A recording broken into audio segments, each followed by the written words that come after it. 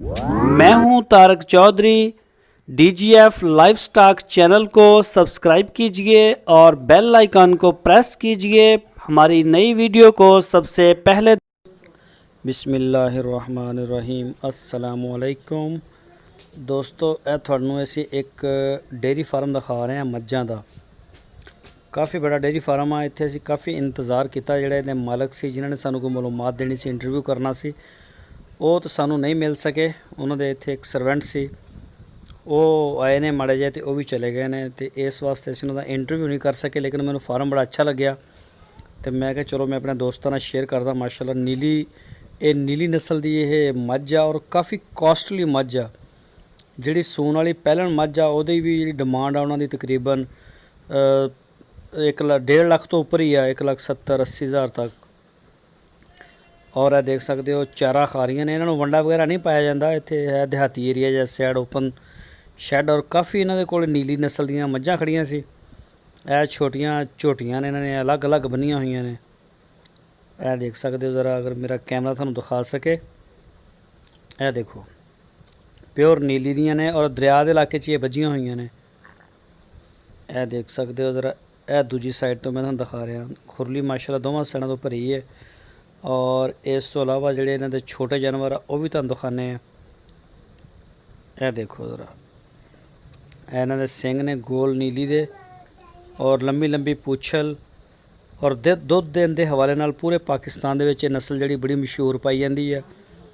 ਔਰ ਆ ਇਹਨਾਂ ਵਾਸਤੇ ਪਾਣੀ ਦਾ ਤਲਾਬ ਬਣਾਇਆ ਹੋਇਆ, ਕਿਉਂਕਿ ਮੱਝਾਂ ਦਾ ਅਤੇ ਗਾਵਾਂ ਦਾ ਪਾਣੀ ਪੀਣ ਦਾ ਬੜਾ ਫ਼ਰਕ ਹੈ।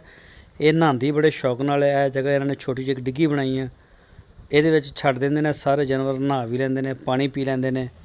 ਔਰ ਉਹ ਜਿਹੜੇ ਨੇ ਟਿਊਬਵੈੱਲ ਚਲਾ ਕੇ ਇਸ ਪਾਣੀ ਨੂੰ ਪੂਰਾ ਕੀਤੀ ਰੱਖਦੇ ਨੇ। ਇਹ ਦੇਖ ਸਕਦੇ ਹੋ ਉਹ ਅੱਗੇ ਤੱਕ ਮਾਸ਼ਾਅੱਲਾ ਇਹਨਾਂ ਦੇ ਕੋਲ ਸਾਰੀ ਨੀਲੀ ਨਸਲ ਹੈ। ਇਸ ਤੋਂ ਇਲਾਵਾ ਇਹਨਾਂ ਦੇ ਕੋਲ ਇਸ ਦੇ ਵਿੱਚ ਹੋਰ ਕੋਈ ਨਸਲ ਨਹੀਂ ਹੈਗੀ ਦੂਸਰੀ।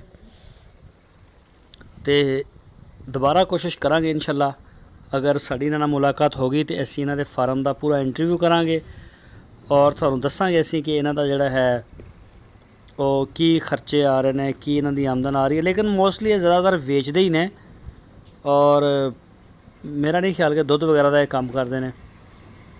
ਤੇ ਮੇਰੀ ਏਡੀ ਤਸੱਲੀ ਵੀ ਨਹੀਂ ਹੋਈ ਇਹਨਾਂ ਦੀ ਗੱਲਬਾਤ ਤੋਂ, ਲੇਕਿਨ ਮੈਨੂੰ ਅੱਛਾ ਲੱਗਿਆ ਇਹਨਾਂ ਦਾ ਸਿਸਟਮ। ਕਾਫੀ ਮਾਸ਼ਾਅੱਲਾ ਬੜਾ ਸੀਗਾ। ਇਹ ਲੜਕਾ ਆਇਆ ਸੀ ਇਹਨਾਂ ਦਾ ਇੱਕ, ਇਹ ਜਿਹੜੀ ਆ ਪਹਿਲਣ ਹੈ ਨੀਲੀ ਦੀ ਝੋਟੀ ਔਰ ਪਹਿਲਣੀ ਝੋਟੀ ਆ। ਇਹ ਫਾਰ ਸੇਲ ਆ। ਇਹਦੇ ਸੂਣ 'ਚ 1 ਮਹੀਨਾ ਰਹਿੰਦਾ ਸੀ ਤੇ ਇਹਦਾ 2,80,000 ਰੁਪਏ ਡਿਮਾਂਡ ਕਰ ਰਿਹਾ ਸੀ। ਤੇ ਮੈਂ ਉਹਨਾਂ ਨੂੰ ਪੁੱਛਿਆ ਕਿ ਇਹਦਾ ਫਾਈਨਲ ਕਿੰਨਾ ਕੁ ਹੋ ਜਾਏਗਾ, ਤੇ ਉਹ ਕਹਿ ਰਹੇ ਸੀ ਕਿ ਇਹਦਾ 2,000 ਰੁਪਏ ਕਮ ਹੋ ਜਾਏਗਾ। ਬਾਕੀ ਮੈਂ ਉਹਨਾਂ ਨੂੰ ਦੁੱਧ ਦਾ ਪੁੱਛਿਆ ਕਿ ਪਹਿਲਣ ਤੁਸੀਂ 2,80,000 ਰੁਪਏ ਮੰਗ ਰਹੇ ਹੋ ਤੇ ਦੁੱਧ ਕਿੰਨਾ ਦੇਗੀ। ਉਹ ਕਹਿੰਦੇ ਸੀ ਵੀ ਦੁੱਧ ਨਸੀਬਾਂ ਦਾ, ਭਾਵੇਂ ਕਿਸੇ ਦੇ ਕਿੱਲੇ 'ਤੇ ਜਾ ਕੇ 2 ਕਿਲੋ ਦੇਵੇ ਤੇ ਭਾਵੇਂ 20 ਕਿਲੋ ਦੇਵੇ। ਦੁੱਧ ਜਿਹੜਾ ਉਹ ਕਹਿ ਰਹੇ ਸੀ ਨਸੀਬਾਂ ਦਾ ਵਾ, ਤੇ ਬਰਹਲ ਅਸੀਂ 2,80,000 ਲੈਣਾ। ਤੇ ਇਸ ਤਰੀਕੇ ਨਾਲ ਇਹਨਾਂ ਦੇ ਰੇਟ ਬਹੁਤ ਜ਼ਿਆਦਾ ਨੇ ਤੇ ਦੁੱਧ ਵੱਲੋਂ ਮੇਰੀ ਕੋਈ ਤਸੱਲੀ ਹੋਈ ਵੀ ਨਹੀਂ। ਔਰ ਮੈਂ ਇੱਥੋਂ ਮਹਿਸੂਸ ਕੀਤਾ ਕਿ ਦੁੱਧ ਦਾ ਜਿਹੜਾ ਹੈ ਨਾ ਇਹ ਕੰਮ ਹੀ ਨਹੀਂ ਕਰਦੇ, ਵੇਚਦੇ ਨੇ ਸੂਣ ਵਾਲੀਆਂ। ਤੇ ਇਹ ਛੋਟੀਆਂ ਨੇ, ਇਹ ਖੜੀ ਹੈ ਵੀ ਨਹੀਂ, ਇਹ ਤੀਸਰੇ ਸੂਬੇ ਦੀ ਹੈ। ਔਰ ਇਹ ਨੇ ਇਹਨਾਂ ਨੂੰ ਪਾ ਰਹੇ ਨੇ ਕੋਈ ਪਾਣੀ ਸ਼ਾਣੀ ਵੰਡਾ ਛੰਡਾ ਥੋੜ੍ਹੀ ਦੇਰ ਵਾਸਤੇ ਆਏ ਸੀ। ਇਹ ਦੇਖ ਸਕਦੇ ਹੋ ਤੁਸੀਂ ਆਪਣੀ ਸਕਰੀਨ ਦੇ ਉੱਪਰ ਮਾਸ਼ਾਅੱਲਾ ਕਾਫੀ ਬੜੀ ਤਾਦਾਦ ਦੇ ਵਿੱਚ ਮੱਝ ਜਿਹੜੀ ਆ ਖੜੀ ਹੈ। ਛੋਟੇ ਅਲੱਗ ਬੰਨੇ ਹੋਏ ਨੇ, ਵਿੱਚ ਕੁਝ ਖੁੱਲ੍ਹੇ ਫਿਰਦੇ ਨੇ ਤੇ ਹੈ ਥੋੜ੍ਹਾ ਜਿਹਾ ਓਪਨ ਏਰੀਆ। ਇਹ ਦੇਖੋ ਕਾਫੀ ਬੜੀ, ਤਕਰੀਬਨ 1 ਏਕੜ ਤੋਂ ਵੀ ਜ਼ਿਆਦਾ ਜਗ੍ਹਾ ਹੋਏਗੀ ਜਿਹੜੀ ਇਹ ਨਾ ਮੱਝਾਂ ਵਾਸਤੇ ਉਹਨਾਂ ਨੇ ਛੱਡੀ ਹੋਈ ਹੈ। ਔਰ ਉਹ ਕਹਿ ਰਿਹਾ ਸੀ ਕਿ ਗੁਜਰਾਤ ਵਾਲੀ ਸਾਈਡ ਤੇ ਜੇਹਲਮ ਵਾਲੀ ਸਾਈਡ ਇੱਧਰੋਂ ਕਾਫੀ ਮੱਝਾਂ ਜਾਂਦੀਆਂ ਹੋਣਗੀਆਂ। ਵੈਸੇ ਵੀ ਇਲਾਕਾ ਨੀਲੀ ਔਰ ਰਾਵੀ ਇਸ ਨਸਲ ਦੇ ਹਵਾਲੇ ਨਾਲ ਇਹ ਇਲਾਕਾ ਕਾਫੀ ਮਸ਼ਹੂਰ ਪਾਇਆ ਜਾਂਦਾ। ਔਰ ਇਸ ਮੱਝ ਨੂੰ ਪੂਰੇ ਪਾਕਿਸਤਾਨ ਦੇ ਵਿੱਚ ਪਜ਼ੀਰ ਆਈ ਆ।